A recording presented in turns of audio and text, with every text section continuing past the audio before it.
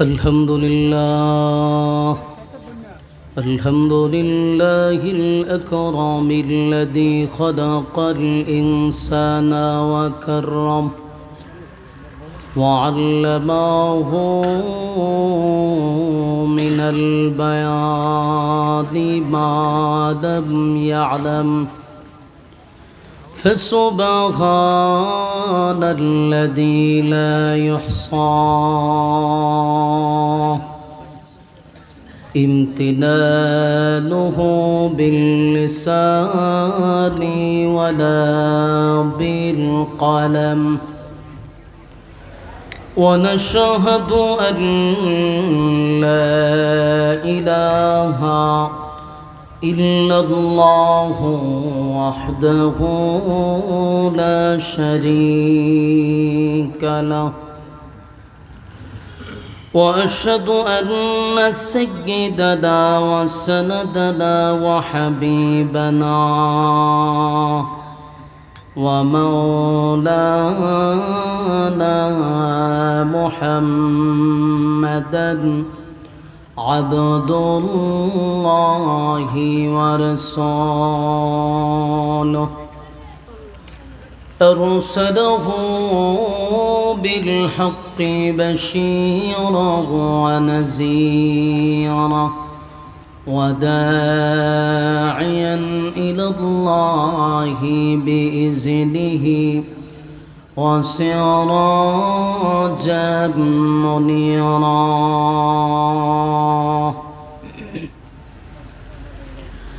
أما بعد فأعوذ بالله من الشيطان الرجيم بسم الله الرحمن الرحيم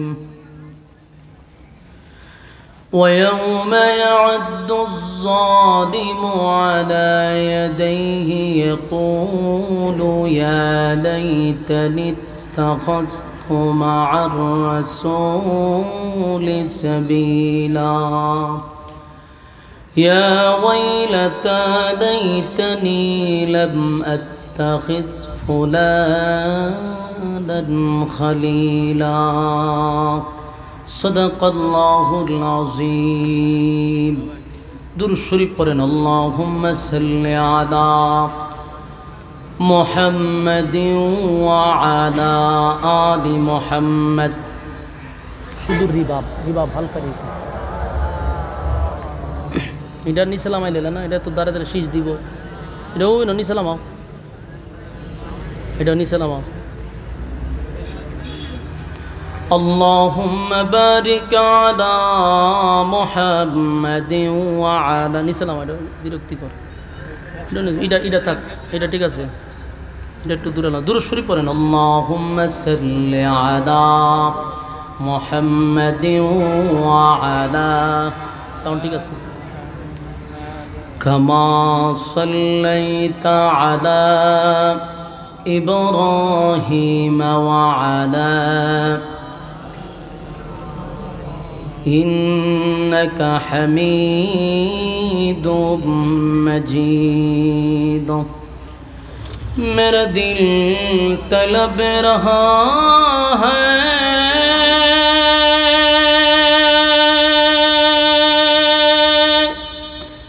मेरे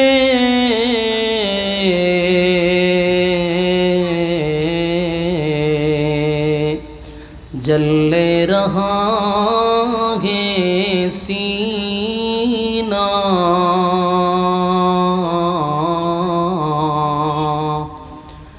ए दवा वही मिलेंगे मुझे ले चलो मदीना बलगल औला बिकमालिही बॉक्स बड़ा बॉक्स हल्का बड़ा हसनत जमीआ खिसालिही सल्लु अलैहि Medina Medina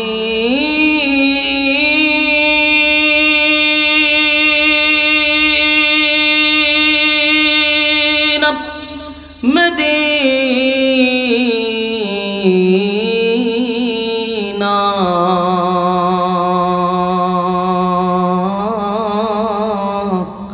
Medina Medina Medina मुमिनों की गुनगुना है दीदारे मदीना आशिकों की तमन्ना है बलागल उला बिकमालिही कशफत तुजा बिजमालिही हसनत जमिया खिसालिही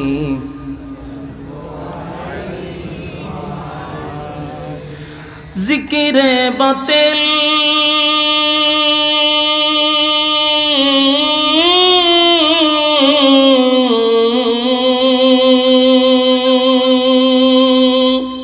खो हटा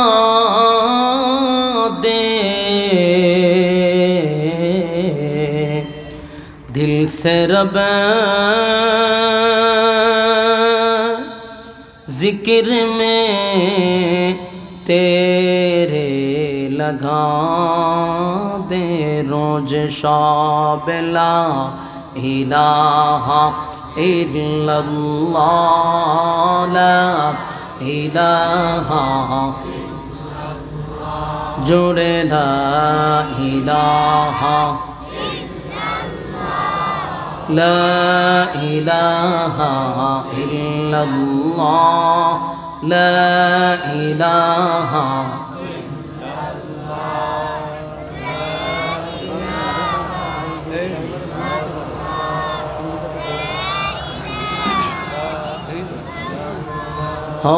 ला इलाहा इल्लल्लाह ला इलाहा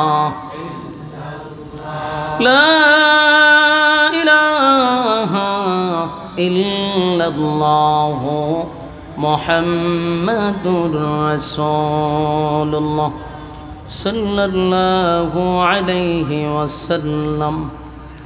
আলহামদুলিল্লাহ বেজুড়া যুব তাফসির কমিটির উদ্যোগে আয়োজিত প্রায় 25তম ইসলামী মহাসম্মেলনের সম্মানিত যিনি সভাপতি হজরত মাওলানা আব্দুল মালেক সাহেব ইমাম ও খতিব বেজুড়া জামের মসজিদ, সভাপতিত্ব করছেন হজরত মাওলানা মঈনুল ইসলাম সাহেব খতিব বেজুড়া পূর্বহাটি জামের মসজিদ। আজকের মাহফিলে আমার পরে যিনি আলোচনা করবেন সুলতানুল ওয়াইজিন আল্লামা খালেদ সাইফুল্লাহ আইয়ুবী সাহেব দামাত বরকাতুহুম। আমার আগেও উল্লেখযোগ্য উলামায়ে কেরাম আপনাদের সামনে আলোচনা করেছেন। আমি আপনাদের সামনে দোয়া নেওয়ার উদ্দেশ্যে আইয়ুবী সাহেব আসার আগ পর্যন্ত কিছু কথা উপস্থাপন করতে চাই। রব্বে কারীম যেন তৌফিক দান করে, আমিন। অত্যন্ত গুরুত্বপূর্ণ একটি মজলিস, ফজিলতপূর্ণ একটি মজলিস, বরকতপূর্ণ একটা মজলিস, উলামায়ে কেরামদের মজলিস, আল্লাহওয়ালাদের মজলিস। যতক্ষণ প্যান্ডেলের ভিতরে থাকব নাজালাত আলাইহিমুস সাকিনা, উপর থেকে সাকিনা রহমত নাজিল হবে। প্যান্ডেলের ভিতরে যতক্ষণ থাকব গুনাহ না হওয়াটাই সম্ভব। প্যান্ডেলের বাহিরে যারা আছি তাদের গুনাহ হওয়াটা সম্ভব। এজন্য গুনাহমুক্ত পরিবেশে আমরা বসে যাই। রাস্তাঘাটে দুগান পাটে অনর্থক অকারণে নিষ্প্রয়োজনে যারা আমরা সময় বেহুদা নষ্ট করতেছি, বিনয়ের সাথে বলবো আমরা প্যান্ডেলটার ভিতরে চলে আসি। এই মাহফিল আগামী কালকে থাকবো, আমাদের যাদের হায়াত আছে আগামী কালকে পর্যন্ত যদি বেঁচে থাকি, আড্ডা মারার সময় আছে, গল্প করার সময় আছে, বেহুদা সময় নষ্ট করার সময় হাতে আছে যদি বাচ্চা থাকি। কিন্তু বেঁচে থাকলেও এই মাহফিলটাতে আগামীকালকে আর বসতে পারবো না। বাস্তব না বাস্তব? তাহলে বুদ্ধিমান ওই ব্যক্তি যে যারা গল্পতে ব্যস্ত, বোঝানোর দরকার, দিলে এটা আনা দরকার যে গল্প তো আমি আগামীকালকেও করতে পারবো যদি বাচ্চা থাকি। আমার যে খাসলত, যে স্বভাব, যে চরিত্র, অনর্থক সময় নষ্ট করা, সেটা তো কালকেও করতে পারবো, কিন্তু কালকে আমি মাহফিলটা পাবো না। তাই দুনিয়ার সমস্ত ব্যস্ততাকে পিছনে রেখে বরকতি মজলিসে আমরা বসে যাই। এই মাহফিলটা জীবনের শেষ মাহফিলও হতে পারে। এই জন্য আমরা এটাকে গুরুত্ব দেওয়ার চেষ্টা করি। একটা মাহফিল করতে গিয়া রাত দিন অক্লান্ত পরিশ্রম হয়। একটা মাহফিল করতে গেলে কতটুক পেরেশানি, কতটুক টেনশন, এটা যে করায় সে বুঝে। কিন্তু মাহফিলটা কেন করানো হয়, ওয়াজ মাহফিলের আয়োজন কেন করানো হয়? উদ্দেশ্য একটাই, এলাকাবাসী যেন দিন বুঝে, দিন শিখে। তো আয়োজনটা কিন্তু এলাকাবাসীর জন্য। সেই এলাকাবাসী যদি গল্প আর আড্ডাতে ব্যস্ত থাকে, অত্যন্ত দুর্ভাগ্য তাদের যারা এরকম মজলিসে বসতে পারে না। কপাল পোড়া তাদের যারা এরকম মজলিসে বসতে পারে না। আমি স্পষ্ট বলি, মনোযোগ দিয়ে শোনেন। আল্লাহ যাদেরকে ভালোবাসে, বলুন আল্লাহ যাদেরকে ভালোবাসে, আল্লাহ যাদের কল্যাণ চায়, ওই সমস্ত বন্দাদেরকে আল্লাহ এই সমস্ত দিনই মজলিসে বসায় রাখে। তাহলে যারা বসছেন, নিশ্চিত আল্লাহ আপনাদেরকে ভালোবাসে। ভালোই যদি না বাসত তাহলে এখানে বসাইতো কেন? আড্ডাতে বসায় রাখতো, গল্পতে ব্যস্ত রাখতো, শয়তানের গোলামি করার সুযোগ দিত। কিন্তু ভালোবাসে, মহব্বত করে, আল্লাহ আপনার কল্যাণ চায়, তাই তো দুনিয়ার সমস্ত ব্যস্ততাকে পিছনে রেখে দিনই এক মজলিসে আলেমদের সহবতে সুস্থ অবস্থায় বসার সুযোগ করে দিয়েছেন। উচ্চ সুরে আমাদের শুকরিয়া আদায় করা দরকার। আলহামদুলিল্লাহ। লক্ষ কোটি দুরুদ এবং সালাম আল্লাহর সৃষ্টির প্রধান আকর্ষণ সমস্ত নবীকুলের সম্রাট নবী মুহাম্মদুর রাসূলুল্লাহ সাল্লাল্লাহু আলাইহি ওয়াসাল্লামের উপর। সম্মানিত সুধী, এই মাহফিলটা প্রায় 25 বছর ধরে হচ্ছে। চারটিখানি কথা না, 2 যুগের উপরে এই মাহফিলটা চলতেছে। কিয়ামত পর্যন্ত মাহফিলটা চলতো। আমরা দোয়া করি আল্লাহ যেন কিয়ামত পর্যন্ত কবুল করে, আমিন। চিন্তা করেন, 25 বছর ধরে মাহফিল চলতেছে। 25 বছরে কত মানুষ কবরে চলে গেছে বেজুরা। বাস্তব না বাস্তব? এই মাহফিলে কত বসছে প্যান্ডেলের ভিতরে, আজকে কবরে আছে না এরকম? আমি যখন রাস্তাতে গল্প করি তখন বোঝা দরকার যে আগামী বছর মাহফিলটা পাবো, এটা তো কোনো গ্যারান্টি নাই। এই জন্য প্যান্ডেলে বসে যাও। আমি আপনাদের সামনে মহাগ্রন্থ আল কোরআন থেকে সূরা ফুরকানের কয়েকটা আয়াতে কারিমা তেলাওয়াত করছি। আয়াতগুলিকে সামনে রেখে কিছু কথা উপস্থাপন করতে চাই। রব্বি কারীম যেন বলনেওয়ালাকে বলা, শুননেওয়ালাকে শ্রবণ করার তৌফিক দেয়, আমিন।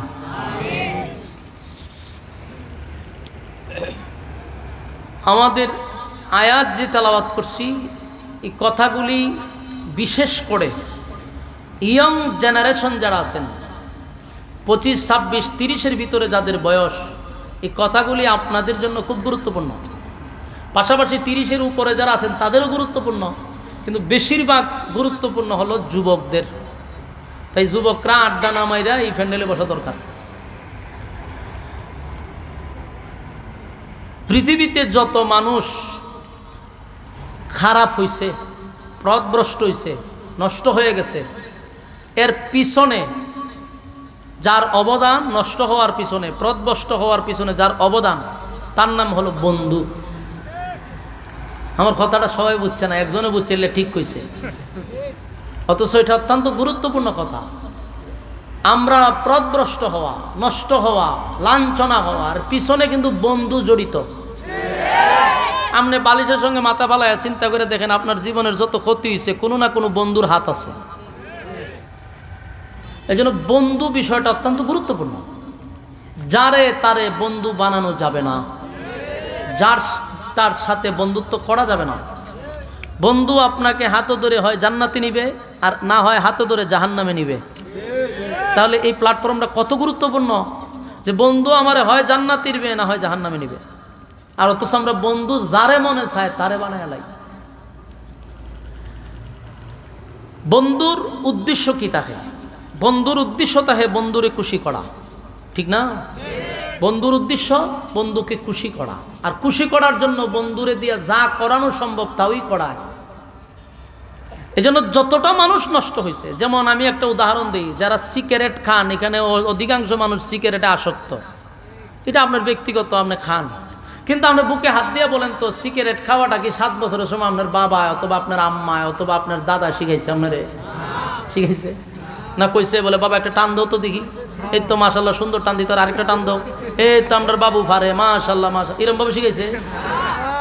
মা বাবা শিখাইছে না তো, দাদাও শিখাইছে না, মা বাবাও শিখাইছে না, তাহলে শিখাইলো কেডা? বন্ধু। আপনি দেখেন আপনার জীবনের প্রথম সিগারেটটা শিখছেন আপনার কোনো বন্ধুর থেকে, কারণ হে সিগারেট খায়, আপনি চলেন হের সাথে, তা আপনার কি তা হে মধু খাওয়াইব? এ খায় বিড়ি, আপনার গাঞ্জা খাওয়ার সম্ভাবনা আছে।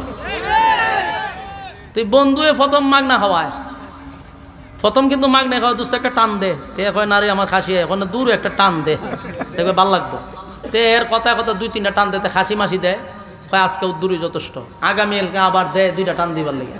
এইভাবে করতে করতে এক সময় ফাঁকা বিড়ি কুরবানা এলায়, পরে কিন্তু আর বন্ধু মাগনা খাওয়ায় না, তখন বন্ধু এক প্লেট সিগারেট লই আয়, সারা জীবন ধরে শিখাইছে খাওয়া। বন্ধুর কারণে সিগারেট খাওয়া শিখলেন। গাঞ্জা যারা খায় আর বন্ধুই শিখাইছে। নেশাগ্রস্ত যারা, ট্যাবলেট, ইয়াবা, বাবা কত বাড়িছে না, নাম হয়েও নি জীবনে দেখছি না ট্যাবলেট কি যাক। আচ্ছা যাক, কোনই ট্যাবলেট কয়টারে, এই ট্যাবলেটে যারা আসক্ত, কসম খোদার এটা বন্ধুর দ্বারা শিখছে। কারণ চলছে নেশাগুরের সাথে, তো হেরে কিতা শিখাইতো, এই কারণে হেরে এটি শিখাইছে। চলেন যদি বেনামাজির সঙ্গে 24 ঘন্টা, তে আপনি নামাজ পড়েন কোন সময়? বেনামাজি বন্ধু আপনার দোকানে লই আড্ডা দিব, নামাজের আজান দিতেছে, হ্যাঁ আড্ডাই দিতেছে, তো আপনি চলতেছেন বেনামাজির সঙ্গে, তো আপনি নামাজি হবেন কোন সময়? আপনি যদি একটা নেশাগ্রস্তর সাথে চলেন, নেশা শিখবেন। আপনি বেনামাজির সাথে চললে বেনামাজি হবেন। আপনি যদি সাদাবাজের সাথে চলেন, আপনি সাদাবাজি তো হইবেন। জেনাকুরের সাথে যদি আপনি চলেন, তো আপনি তো জেনাকুর হবেন। এই জন্য সঙ্গী ভালো করতে হবে, সঙ্গী নির্বাচন খুব সাবধান। কথা কই না দি? রাসূল আরবি সাল্লাল্লাহু আলাইহি সাল্লামের যুগে সিল মারা কয়েকটা জাহান্নামী আছিল। এদের মধ্যে একজনের নাম হইল উকবা ইবনে আবু মুঈত, আর হের বন্ধু হইল উবাই ইবনে খালফ। এরা এর ঘনিষ্ঠ বন্ধু। ওই যে আপনার বন্ধুর কথা কইছি, এরকম একজন বন্ধু হইল এই উকবার, খুব ঘনিষ্ঠ বন্ধু। তো এরা তো খুব খারাপ লোক ছিল। অন্ধকারের যুগ বলা হইতো, বর্বরের যুগ বলা হইতো, জাহিলিয়তের যুগ বলা হইতো।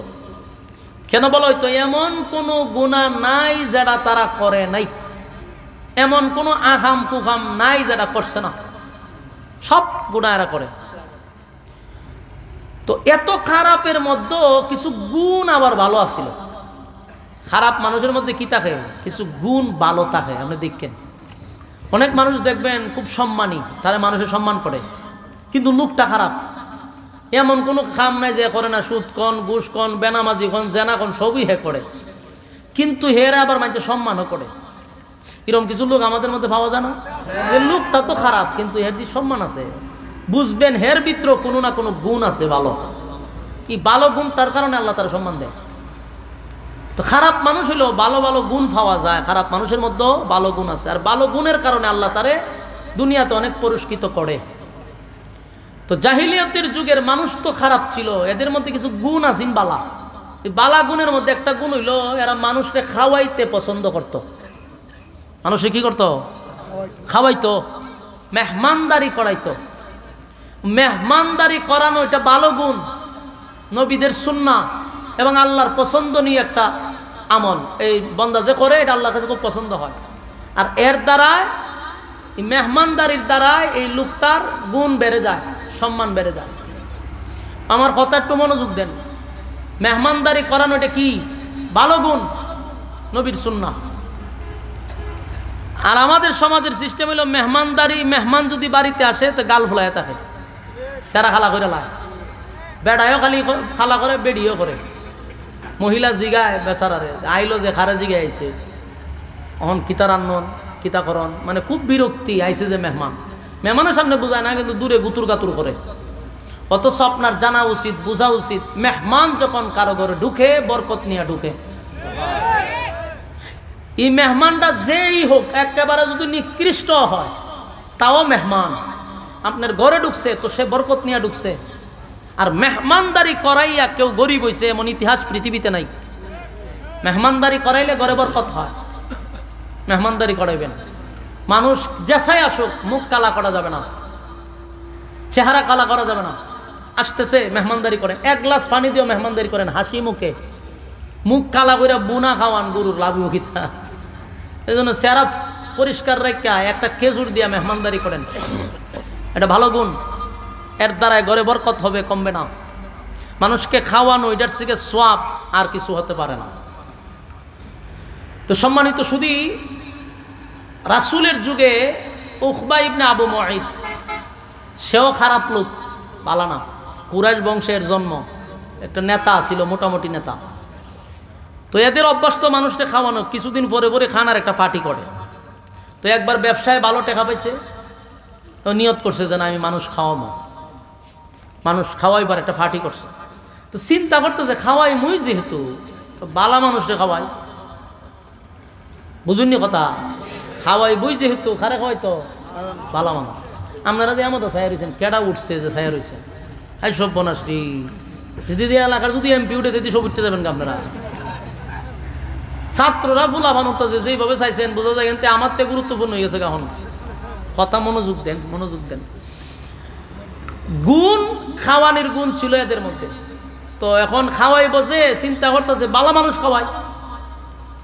আচ্ছা কোন চান আপনারা বেজুরার মানুষ, একটা মুরগিও যদি জব করেন তা আপনি দাওয়াত দেন কারে? এই যে ইমাম সাহেবরে, মাশাআল্লাহ। একটা ভালো খাবার যদি কারো ঘরে করে তখন দাওয়াতটা দেয় ইমাম সাহেবরে। আচ্ছা কোন যেন কেরে ইমাম সাহেবরে দাওয়াতটা দিল? গ্রামের মধ্যে মেম্বার আছে, চেয়ারম্যান আছে, নেতা আছে, খেতা আছে, এরা দাওয়াত দেয় না কেন? ইমাম সাহেবরে দাওয়াতটা দিল কেন?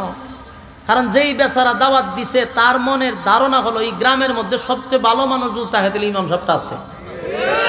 কত জানি এই ভালো মানুষ দিকটা সে দাওয়াতটা যে আমার ঘরে যত খাওয়া মই, আমার চেয়ারম্যান মেম্বারের দরকার নাই, আমার শিল্পপতির দরকার নাই, আমি ইমাম সাহেবরে খাওয়াবো। কারণ আমার ধারণা ইমাম সাহেব গ্রামের মধ্যে সবচেয়ে ভালো। এই জন্য দেখবেন মানুষ ইমামরে খাওয়ায়, আলেমরে খাওয়ায়, মৌলানারে খাওয়ায়। আমার এদের ধারণা ওই লোকগুলো ভালো, ভালো লোকরে মানুষ খাওয়াইতে চায়। এমনি চেয়ারম্যানের সাথে খুব ভালো সম্পর্ক, এমপি সাহেবের সাথে খুব ভালো সম্পর্ক, কিন্তু অন্তর থেকে বাড়িতে নিয়ে এক মুঠ ভাত খাওয়ায় না। কারণ এও মনে হয় তোর সাথে চলি কি দিছে, তুই যে বাট পার এটা বালা করে জানি, মনে মনে কয় যে রে বাবারে তুই যে কি পরিমাণ আইনার কারির ঘর, এটা জনগণ জানে। কিন্তু অহন সামাজিকতা বজায় রাখতে গিয়ে তোরে বিপদে বের আটটা তিল্লা সালাম দিয়ে অন্তর দিয়ে দিছি না। বাস্তব না বাস্তব? এক কাপ চাও যদি খাওয়ায়, বিলটা দিতে গেলে মনের মধ্যে কষ্ট যে একটা বাজে লোকের বিল দিলাম, মনে মনে হয়। কিন্তু মানুষ যখন কাউরে খাওয়াইতে চায় মনটা বইরা, তখন চিন্তা করে আমি একটা বালা মানুষ খাওয়াবো, আলেমরে খাওয়াবো। এটা মানুষের ধারণা।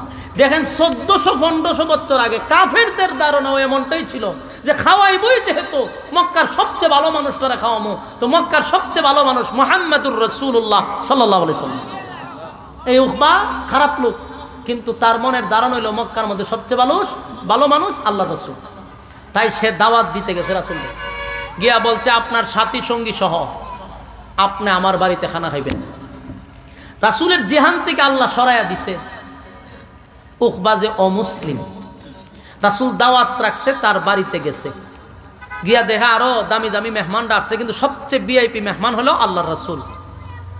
রাসূলকে খানা খাওয়াবে, দস্তরখানা বিছাইছে, রাসূলের সামনে খানা আনছে, রাসূল খানা খাবে। ঠিক এই মুহূর্তে রাসূলের জিহানে আসলো যে সর্বনাশ, আমি যার ঘরে খানা খাইতাম বুঝি হে তো অমুসলিম, আর আমি একজন আল্লাহর পয়গম্বর, একজন অমুসলিমের ঘরে তো খানা খাইতে আমি পারি না। রাসূল দাঁড়ায় গেছে, দাঁড়ায় উখবারে কইল এদিকে আও। দাওয়াত তো রাখছিলাম যে সময় আমার জিহানে ছিল না। এখন আমি বুঝতে পারছি যে আমি ভুল বশত তোমার ঘরে ঢুকে গেছি, আল্লাহ আমার মাথাতে এটা সরাই দিছে। এখন আমার জিহানে আসছে তুমি একজন অমুসলিম, আর তুমি অমুসলিমের ঘর আমি আল্লাহর পয়গাম্বর হইয়া খানাটা খাইতে পারি না, তাই আমি চলে যাচ্ছি। আর তখনকার একটা সিস্টেম ছিল, কারো বাড়ির থেকে যদি আপনি খানা না খাইয়া উঠতে যান তাহলে এর থেকে লজ্জা শরম আর হতে পারে না। এটাই এমন শরম যে হ্যাঁ ফাঁস লাগে মরা ছাড়া আর কোনো গতি নেই। মানুষে কইব যে তুই কেমন খারাপ, তোর খাওয়ানোর প্লেট থেকে মানুষ উঠতে থাকে, তোর সাথে চলন যেত না। উখবায় মাথা তার দিয়ে বয়ে গেছে, বয়ে সর্বনাশ, আপনি যদি এই মুহূর্তে উঠেন আর চলে যান তাহলে মানুষ আমার থুথু দিব, আমি লাঞ্ছিত হব, আমার ফাঁস লাগে মরা ছাড়া কোনো গতি নেই। এর থেকে বেজ্জতি আর কি হইতে পারে যে খানার প্লেট থেকে আপনি উঠে গেছেন, তাও আপনি মক্কার সবচেয়ে ভালো মানুষ। আল্লাহ রাসূল চিন্তা করলে একজন কেজাত করছে, আর একটা মক্কার কুরাইশ বংশের একজন নেতা, ছলে কৌশলে যদি কালেমাটা পইরা নেয় ইসলামের অনেক ফায়দা হবে, দিনের অনেক উপকার হবে। রাসূল বলল ঠিক আছে, তুমি যেহেতু আমার জোরাজুরি করতেছ তাহলে আমি একটা শর্ত দিব, শর্ত সাপেক্ষে আমি খানা খাইতে পারি। ও বাবা, আপনি যে কোনো শর্ত দিলে মানতে রাজি। হয়তো তুমি কালেমাটা পড়ো, তুমি যদি কালেমা পড়ো ইমান আনো, আমি একজন ইমানদারের ঘরে বসে খানা খামো, কোনো অসুবিধা নেই। আপনার এলাকাতে আপনি সুবহানাল্লাহ আসেনি? আপনার এলাকা বলতে কি আমার বাড়ি কৌ তুই একখান তো, আমি তো জানি এলাকাটা সুবহানাল্লাহ আছে, মাঝে মাঝে কইবেন। এখন চিন্তা করেন রাসূল যখন প্রস্তাব দিছে কালেমা পড়ো, উপায় সোহমুখে ফত দেখতেছে না যে কি করি। এখন যদি এখন কালেমা না পড়ি মোহাম্মদ উঠে যায় তো ইজ্জত শেষ, নেতাগিরিও শেষ। আবার কালেমা যদি পড়ি তাও তো বিপদ। চিন্তা ভাবনা করে দেখছে না এখনের ইজ্জত বাঁচানো দরকার। তাই উকবা রাজি হয়ে গেল যে ঠিক আছে আপনি খানা খান, আমি কালেমা পড়ে ঈমান আনলাম। সুবহানাল্লাহ, কালেমা পড়ে লিস। রাসূল এতটা খুশি হইছে, কারণ সাধারণ ব্যক্তি না তো, নেতা, কালেমা পড়ছে, খুব খুশি। খানা টানা পেট বইরা সাথী সঙ্গীদের লইয়া খাইছে, খাইয়া রাসূল চলে গেছে। এর মধ্যে এই খবর তার ঘরে রইছে না। এই খবর কি আর ঘরে রইছে? গ্রামে গঞ্জে শহরে বন্দরে সব জায়গায় ছড়িয়ে গেছে। মিডিয়া ছড়াই দিছে। মিডিয়া বলতে ইতা আসিন না, তখন মুখ মিডিয়া আসিন, একজনের মুখ থেকে আরেকজন শুনতে শুনতে শুনতে শুনতে সবার কানে আবু জাইলাতে দুইটা যারা আছে যত নষ্ট বষ্ট আছে সবটির খানা ঘুরছে গেছে যে উকবা কালেমা ফিরে লিছে। এর মধ্যে তার একটা বন্ধু উবাই ইবনে খালফ, এর বন্ধু একেবারে আত্মার বন্ধু, বন্ধুর খানো গেছে গা। বন্ধুয়ে হইন না তো সর্বনাশ, তার দল বল লইয়া ওই উকবার বাড়ি ঘেরাও করছে। ঘেরাও করে বাড়িতে বাইর, দরজা খুল, বাইরিছে। শুনলাম দুস্ত তুই নাকি কালেমা পড়ছস? কহ পড়ছি তো। এখন তো বন্ধুর মেজাজ গেছে গরম হইয়া, তুই যে কালেমা পড়লি তা আমি তো তোর দুস্ত, একসাথে চলাফেরা করি, তুই আমারে জানাইবি না? তুই কালেমাটা যে পড়লি, তুই তো আমার ভিতরটারে ভাঙ্গিয়া টুকরা টুকরা করে দিছস। কারণ ব্যবসা বাণিজ্য তোর সাথে করি, যত আকাম কুকাম আছে তোর লইয়া করি, দুর্নীতিও তোর লইয়া করি, সাদাবাজিও তোর লইয়া করি, টেন্ডারবাজিও তোর লইয়া করি, জেনা বেবিচার আড্ডা মাড্ডা নর্তুকি নাচানো সব তোর লইয়া করি। বুতলও যদি খাই তোর একটা দিয়া খাই। এরে দুর্নীতির বাট যদি তুই না হতাকস তোর ঘরে একটা খাম পৌঁছাইয়া দিই। এত সম্পর্ক বন্ধু তোর সাথে, কালেমা ফইরা তো আমার কলজা ভেঙে লাইছস। তোর সাথে আজকের থেকে আর কোনো সম্পর্ক নাই, তোরে আমরা বন্ধু মহল থেকে বয়কট করলাম। কথা বুঝতেছি? চিন্তা করেন, বন্ধু বন্ধুরে বুঝাইতেছে। খামটা করলে কি? তুই কালেমা পড়লি, বাপ দাদার ধর্মের মধ্যে সুনকালি মাইরা দিলি, আর আমরার সাথে তুই ব্যবসা করবি, সাদার বাগ পাইবি, শেষ খাম শেষ, তোর নেতাগিরিও বন্ধ। উপায় পড়ছে মহা মুসিবত। কারণ বন্ধুর কাজ হইল বন্ধুরে খুশি করা, সে তো বন্ধুত্ব ছাড়ে নাই। এ চিন্তা করলো যে এখন তো আমার বন্ধু যাইব গা, আর অলরেডি সমস্ত বন্ধুরা বয়কট করে দিছে, তোর বয়কট, তোর সাথে কোনো সম্পর্ক নাই। এখন এরা তারা বয়কট করে জাগা, তখন ডাক দিছে দুস্থ খারো যাইস না, তরারে সারা চলুন কেমনে, পুতুল টুতল তরার লই তুই খাই। মানে এইভাবে তার তরারে একবারে ছেড়ে দেওয়া যেত না। আমি কালেমা না হয় ছেড়ে দিমু, তরারে ছাড়তাম না। নাউজুবিল্লাহ, কালেমা ছেড়ে দিমু, তরারে ছাড়তাম না। কিন্তু এর বন্ধু যে এটা তো শয়তানের খারাজিল, কি তো শয়তানের আগে দিয়ে আটে, সাধারণ খারাপ না। হে ওইটা কয় এমনি মুখে মুখে কইলে তো আমি বিশ্বাস করতাম না। এ কয় তুই তো কালেমা পড়ছস, লা ইলাহা ইল্লাল্লাহু মুহাম্মাদুর রাসূলুল্লাহ সাল্লাল্লাহু আলাইহি ওয়াসাল্লাম। বলুন পড়ছে কি লা ইলাহা ইল্লাল্লাহ? তুই তো পড়ছস লা ইলাহা ইল্লাল্লাহ, আল্লাহ ছাড়া কোনো মাবুদ নাই। লা ইলাহা ইল্লাল্লাহ, নেই কোনো মাবুদ আল্লাহ ছাড়া। আর মুহাম্মাদুর রাসূলুল্লাহ সাল্লাল্লাহু আলাইহি ওয়াসাল্লাম আল্লাহর বান্দা এবং রাসূল। বন্ধু বন্ধুরে ডাক দেয়া কয়, দোস্ত কালেমা পড়ার সময় একত্ববাদী খোদার উপরে ঈমান আনছস, এক আল্লাহর উপরে ঈমান আনছস এবং মুহাম্মদের রাসূল হিসাবে তুই মেনে নিছস। এখন যদি আমারে মুখ দিয়া বলস কালেমা ছেড়ে দিছস, আমি কি এত সহজে মেনে নিব? ওখবার বন্ধু বলে না, মুহাম্মদের কালেমা যে একবার পড়ছে রে, জীবন চলে যায় কিন্তু কালেমা ছাড়ে না। আবু জাহেলরা বলে, আমি সুমাইয়ারে নিজের সন্তানের সামনে আমি উলঙ্গ করে মারছি, জীবন চলে গেছে কিন্তু কালেমা ছাড়ে নাই। আমি খাব্বাবরে আগুনে জ্বালাইছি, কালেমা ছাড়ে নাই। বেলালের জিব্বার মধ্যে প্যারাক মারছি, বেলাল কালেমা ছাড়ে নাই। মুহাম্মদের কালেমার এত পাওয়ার, জীবন চলে যাবে কিন্তু কালেমা ছাড়তে রাজি হবে না। এ দোস্ত, আমি জানি মুহাম্মদ তোরে নিজের কাছে আইনার নিজের হাতে কালেমা পড়াইছে, কিন্তু আমাদের বন্ধু মোহনের কলিজা ব্যঙ্গে তুই টুকরা টুকরা করে দিছস। আমাদেরকে যদি তুই খুশি করতে চাস, বন্ধুত্ব যদি তুই টিকায়া রাখতে চাস, তাহলে ওয়াদা দেখ, মুহাম্মদের সামনে দাঁড়াইয়া তুই ঘোষণা দিবি যে মুহাম্মদ তোমার কালেমা ফিরাইয়া দিলাম, এবং মুহাম্মদের সুন্দর চেহারার মধ্যে তুই তুতু মারবি। নাউজুবিল্লাহ। আমার বেজোরার বায়ান, দিলের কান লাগাইয়া কথাগুলি শ্রবণ করবেন। বন্ধুর কারণে বন্ধুর কি হয়, বন্ধু বানানোর সময় খুব সাবধান। উখবা তার বন্ধুর এই কথাগুলি মেনে নিল বন্ধুত্ব টিকায় রাখার জন্য। বলল, দোস্ত তুই মনে কষ্ট পাবি, তোরে খুশি করার জন্য আমি যা করতে হয় তা করব, তো আমারে তোরা বয়কট করবি না, আমারে বাদ দিবি না।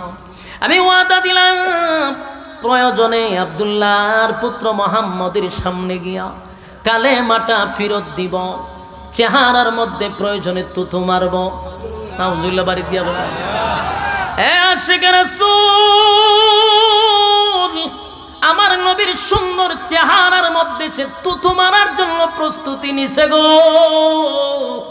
কত বড় সে সিদ্ধান্ত নিছে, কত ভয়ঙ্কর সিদ্ধান্ত নিছে উখবা। বন্ধুদের পাল্লায় পড়ে, এই জন্য বন্ধুর থেকে সাবধান। অনেক সময় দেখবেন লোকটা বালা, কিন্তু বন্ধু যে খারাপ তারে খারাপ বানায়া দিছে। কথা হয় না?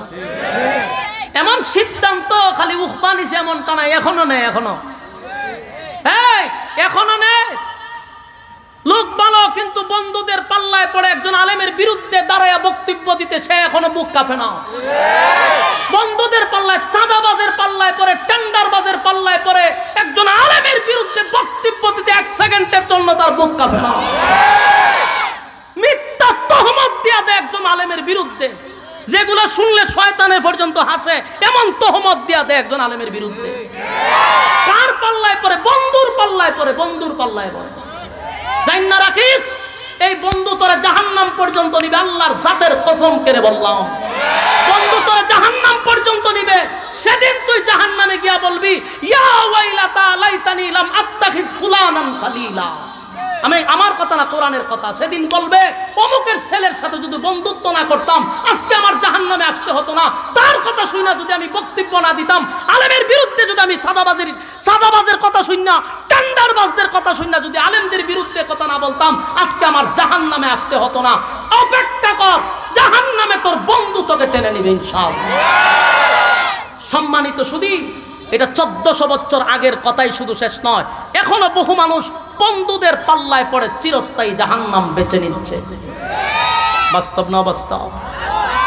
উকবা কালেমা পড়ছিল নবীর হাতে ধইরা, জান্নাতের টিকিট পাইছিল, জান্নাতের টিকিট, কিন্তু বন্ধুর পাল্লায় পড়ে সে কত বড় সিদ্ধান্ত নিছে, কালেমা ফিরাইয়া দিবে, নবীর চেহারা মুবারকে থুতু মারবে। চিন্তা করছেন কার পাল্লায় পড়ে? বন্ধুর পাল্লায় পড়ে। হয় আমি তো এমনি বক্তব্য দিছি না, বন্ধুর পাল্লায় পড়ে দিছিলাম, তা জানি না রাখ বন্ধু তোরা জাহান্নামে লয়ে যাবে। যার সাথে যার মহব্বত তার সাথে তার কিয়ামত। লিখে রাখেন, যত মহব্বত বেশি এর সাথেই দাঁড়াইবেন এর সাথে। অপেক্ষায় থাকেন, সেদিন উখবায়ও আফসোস করবে, এই বন্ধুদেরকে লইয়া আর 10 জন মিল্লা গেছে রাসূলের কাছে। আল্লাহর হাবিব তাকায়া দেখে, দূর থেকে, বহু দূর থেকে নবী তাকায়া দেখলো উখবা সহ তার বন্ধু বান্ধব লইয়া নবীর কাছে আসতেছে। আল্লাহর নবী তো জানে না সে কোন কারণে আসতেছে। আল্লাহর নবীর দিল মাকা দরদ লইয়া, নবীর তো মায়া দয়ার কোনো অভাব নাই। আল্লাহর হাবিব দিলটা বড় করে মহব্বত নিয়া সামনের দিকে আগাইতেছে, তাদেরকে স্বাগতম জানায় আনার জন্য। নবীর মন তো অন্যরকম, আর এরা তো হুদ্দা শয়তানি নিয়ে আইতেছে। আল্লাহ রাসূল মনে করছে গতকালকে কালেমা পড়ছে লুকাইয়া, আজকে মনে হয় প্রকাশ্যে কালেমা পড়ার জন্য বন্ধুদেরকে নিয়ে আসতেছে। নবীর ভিতরটা কত বড় হইছে, মহব্বতে আগায়া গেছে তাদেরকে বুকে জড়ায় নেওয়ার জন্য। কিন্তু এরার ভিতরে শয়তানি চলতেছে, নবীরে তো আল্লাহ আগে জানায় নাই। নবী জানে না যে তারা দুশ্মনী নিয়ে আসতেছে, আর নবী মহব্বত নিয়ে আগাইতেছে। সুবহানাল্লাহ। বন্ধুদের পাল্লায় পড়ে উখবা তার বন্ধুদেরকে লইয়া নবীর সামনে আসতেছে। কিন্তু একটা কথা যায় না রাখেন, উখবা কিন্তু বন্ধুর পাল্লায় পড়ছে, উখবা কিন্তু কালেমা পড়ছিল ঠিকই, সেই ঈমান আনছিল, কিন্তু বন্ধুর পাল্লায় পড়ে গেছে। দূর, বহু দূর থেকে আমার নবীর চেহারা মুবারকটা দেখছে গো।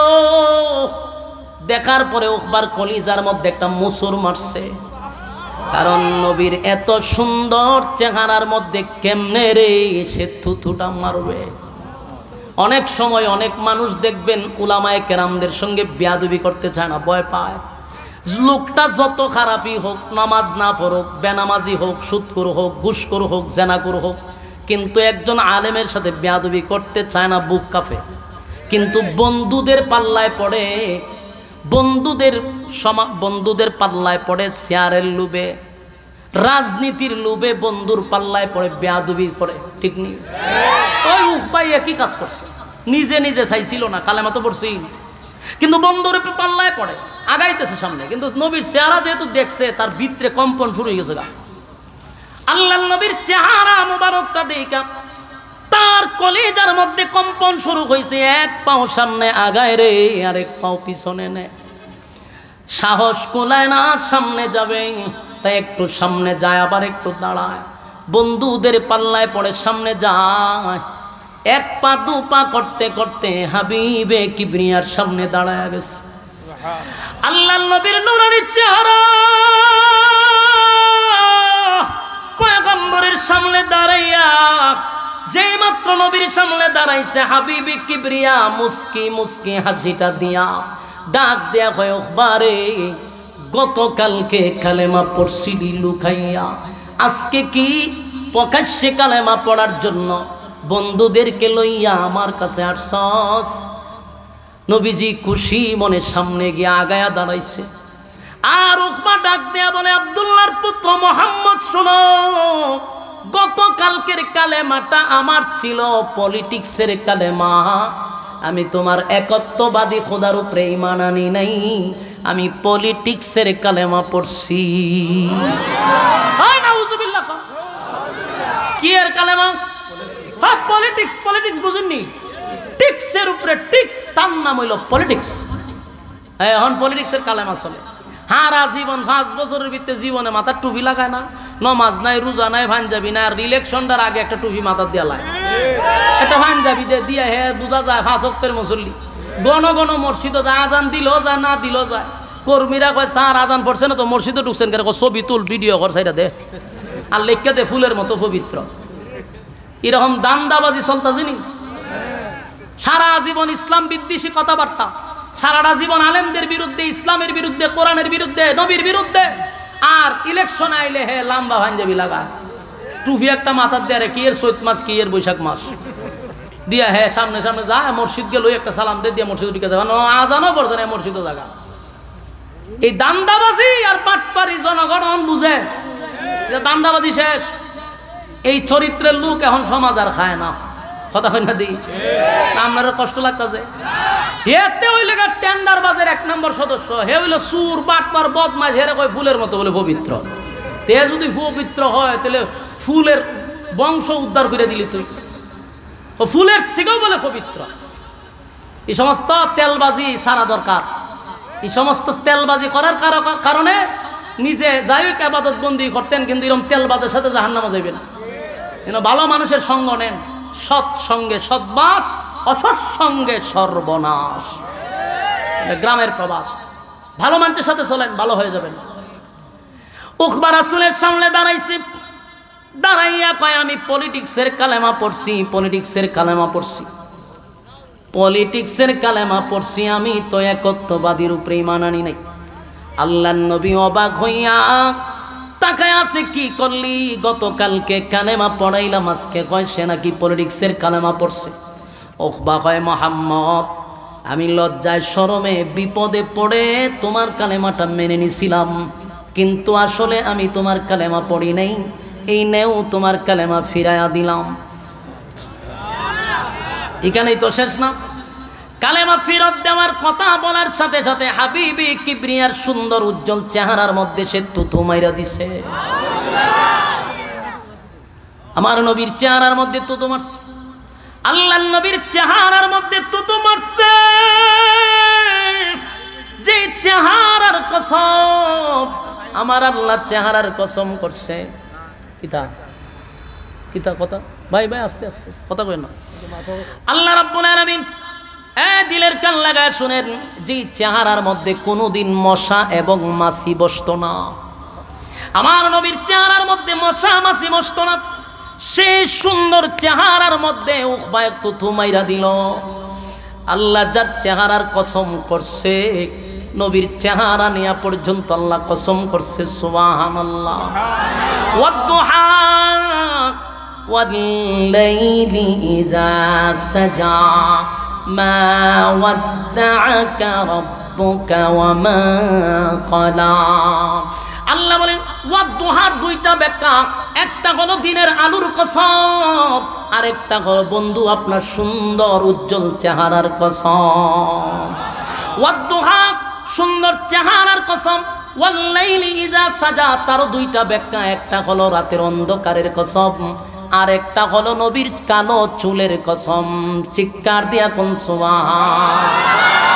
আমার নবীর চেহারার কসম, মালিক কসম করছে গো, পয়গম্বরের সুন্দর চেহারার কসম করছে, চেহারার কসম করছে, বন্ধুর চেহারা নিয়ে আল্লাহ কসম করছে, যেই শরীরের মধ্যে কোনোদিন মশা এবং মাছি বসতো না, মশা মাছি কোনোদিন বসে নাই, নবীর এই সুন্দর চেহারার মধ্যে থুথু মাইরা দিল। আল্লাহর নবী ডাক দেয়া বলে, উকবা কামটা করলি কি? গতকালকে আমি নবী তোরে কালেমা পড়াইলাম, জান্নাতের টিকেটটা তোর হাতে দিলাম, জান্নাতের টিকেটটা তোর হাতে দিলাম, জান্নাতের টিকেট আমি নবী তোর হাতে দড়ায়া দিলাম। আজকে আমি নবীর সামনে আইসা এত বড় বেয়াদবিটা করলি, আমি নবীর কলিজাটা ভেঙে টুকরা টুকরা করে দিলি রে। ওই বন্ধুরে খুশি করতে গিয়া নবীর চেহারাটার মধ্যে তুতু মাইরা বন্ধুরে খুশি কইরা আমার নবীর কলিজাটা ভেঙে দিল। কিন্তু আল্লাহর নবী বলেন, এ উকবা শুন, আমি নবীরে তুই মানুষের সামনে তুতু মেরে দিলি, বড় কষ্ট দিলি রে উকবা। শুন, আমি নবী তোরে জানায়া দে, সাবধান উকবা, মক্কার এরিয়ার বাহিরে তুই যাবি না। যদি মক্কার এরিয়ার বাহিরে তুই যাস তোর বডির থেকে মাথা আলাদা হয়ে যাবে। আমি নবী তোরে কথাটা জানায়া দিলাম। আমার যুবক ভাইরা, উকবা যদিও কাফের, মক্কার মানুষ যদিও নবীর বিরোধিতা করে, নবীর বিরোধিতা করে, কিন্তু একটা কথা সবাই জানে, আল্লাহর নবীর জবান দিয়া যা বাহির হয় গো তা কোনোদিন ফেরানো যায় না। কারণ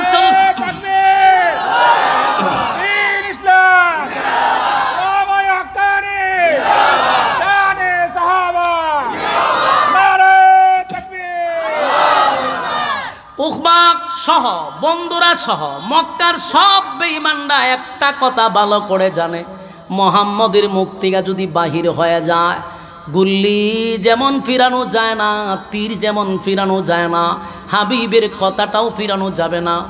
উকবায় বুঝতে পারছে আমার উপরে মুসিবত আছে। আল্লাহর নবী বলেন, উকবা শুন, মক্কার বাহিরে যাবি না। আমি নবী তোরে সাবধান করে দিলাম, যদি মক্কার এরিয়া তুই বাহির হস তোর বডি থেকে মাথা আলাদা হয়ে যাবে, তোর কল্লা জায়গায় থাকবে না। আমারে তুই যে কষ্ট দিছস আমার আরশের মালিক তা বরদাস্ত করতে পারে নাই। আল্লাহর হাবিবের কলিজাটা ভেঙে টুকরা টুকরা হয়ে গেছে। নবীর কথা হলো, উকবা রে, নিজের হাতে কালেমা পড়াইয়া জান্নাতের টিকিটটা তোর হাতে ধরাইয়া দিলাম। আজকে তুই বন্ধুদের পাল্লায় পরে জাহান্নামে গেলি, জান্নাতের টিকিট আমার হাতে ফিরাইয়া দিলি। আল্লাহ ডাক দেয়া বলে, বন্ধু কান্দেন না। আমার মালিক বলে, বন্ধু দুনিয়াতে আমি মাখলুকাত সৃষ্টি করছি, অগণিত সৃষ্টি করছি, আমি আল্লাহ স্রষ্টা। কোনো মাখলুক যদি আমারে গালি দেয় আমার কষ্ট লাগে না। অসংখ্য বান্দারা আমারে গালি দেয়, আমার বান্দা আমারে গালি দেয়, কিন্তু আমি মালিক তার প্রতিবাদ করি না, সাথে সাথে গজব দিয়া মারি না, আমি ঠাডাও ফালাই না, গজবও দেই না। আমি বানাইছি বান্দার একটু সমস্যা হইলে আমারে গালি দেয়, এরপরও যদি বান্দা সকালে গালি দেয় গো, আমি মালিক কিন্তু বিকালে তার জন্য খাবার রেডি রাখি। আমার যুবক ভাইরা, মানুষ যেই পরিমাণ নাফরমানি করে, মানুষ যেই পরিমাণ গুনাহ করে, আমার মালিক চাইলে গজব দিয়া ধ্বংস করে দিতে পারে, কিন্তু মালিক বলে না না, আমি আমার বান্দারে খাবার রেডি রাখি। সকালে গালি দেয় বিকালে খাবার রেডি, বিকালে গালি দিলে সকালে খাবার রেডি। আমি গজব দিয়া মারি না, কিন্তু বান্দারে আমার বন্ধুরে যদি কেউ গালি দেয় আমি আল্লাহ যে বরদাস্ত করতে পারি না।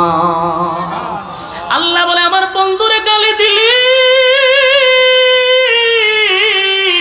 আবু লাহাব নবীর সঙ্গে বেয়াদবি করছে গো, সূরা লাহাব নাজিল করে দিয়েছে। আল্লাহ বলেন, যতবার আমার নবীর সঙ্গে বেয়াদবি করছে ততবার আমি প্রতিবাদ করছি। আবু লাহাব পারবো নবীরে আবেতার বলে গালি দিছে, আল্লাহর নবীরে গালি দিছে আটকুরা বলে গালি দিছিল। আল্লাহ নিজে সূরা কাউসার নাজিল করে আল্লাহ প্রতিবাদ করছে, ইন্না শানিআকা হুয়াল আবতার। যারা আমার নবীর আবেতার বলছে আল্লাহ বলেন তারাই তো আবেতার, তারাই তো নির্বংশা, তারাই তো লেজ কাটা। আবু লাহাব গালি দিছে, সূরা লাহাব নাজিল হইছে। উকবা আমার নবীর সঙ্গে বেয়াদবি করছে, আল্লাহ তখন আয়াত নাজিল করে জানায়া দেয়, ওয়া ইয়াউমা ইয়া'আদ্দুয যালিমু আলা ইয়াদাই ইয়াকুলু ইয়া লাইতানি লাম আত্তাখিজ ফুলানান খালিলা। আল্লাহ বলেন, ওয়া ইয়াউমা ইয়া'আদ্দুয যালিমু আলা ইয়াদাই ইয়াকুলু ইয়া লাইতানি ইত্তাখাযতু মা'আর রাসূলি সাবিলা। আল্লাহ বলে, বন্ধু আপনি কাঁদেন না, উকবা আপনার কোনো ক্ষতি করতে পারে নাই, উকবা আপনার সঙ্গে বেয়াদবি করে, উকবা আপনার কোনো ক্ষতি করে নাই গো। উকবা তার নিজের ধ্বংস নিজে ডেকে আনলো, নিজের মাথায় নিজে কোরালটা মেরে দিল। যেই উকবাকে আপনি জান্নাতের সার্টিফিকেট দিলেন, আজকে উকবা আপনার জান্নাতের সার্টিফিকেট ফিরাইয়া দিছে। আপনি স্মরণ করেন সেই দিনের কথা, আমি উকবার পরিণতিটা আপনি নবীর চোখের সামনে দড়ায়া দিব, আপনি নবীর চোখের সামনে উকবার পরিণতিটা দড়ায়া দিব। আল্লাহ বলেন, উকবা জাহান্নামের ভিতরে গিয়া নিজের হাতগুলা কুশারের মতো নিজের হাতগুলা গ্যান্ডারির মতো চাবাইতে থাকবে আর বলবে ইয়া ওয়াইলাতা লাইতানি লাম আত্তাখিজ ফুলানান খলিলা। এইভাবে চিৎকার দিয়া বলবে হায় আফসোস, কি করলাম গো, কি করলাম, এত ভালো বন্ধুটারে পাওয়ার পর মুহাম্মদের মতো বন্ধু বানাইয়া কেমনে রে আমি উখবা। তখন আফসোস করে বলবে মুহাম্মদের মতো বন্ধু বানাইয়া আমি উবাইরে আমি বন্ধু বানাইলাম, উবাইরে বন্ধু বানাইয়া আজকে জাহান্নামের আগুনে আমি জ্বলতে হয়, জাহান্নামের আগুনে আমার জ্বলতে হয়। এমন বন্ধু যদি না বানাইতাম আমি জাহান্নামের আগুনে আজকে জ্বলতাম না। আমার যুবক ভাইয়েরা, এখান থেকে আমাদের শিক্ষা গ্রহণ করা দরকার, এখান থেকে আমাদের বোঝা দরকার প্রত্যেকটা মানুষ জাহান্নামে গিয়া সেদিন বলবে হায় আফসোস, আমি যদি বেনামাজিরে বন্ধু না বানাইতাম, আমি যদি দুষ্ট লোকরে বন্ধু না বানাইতাম, আমি যদি একটা মুয়াজ্জিনরে বন্ধু বানাইতাম, একজন আলেমের সঙ্গে বন্ধুত্ব বানাইতাম, আল্লাহওয়ালা ব্যক্তির সঙ্গে বন্ধুত্ব করতাম, আজকে জাহান্নামের আগুনে আমার জ্বলতে হইতো না।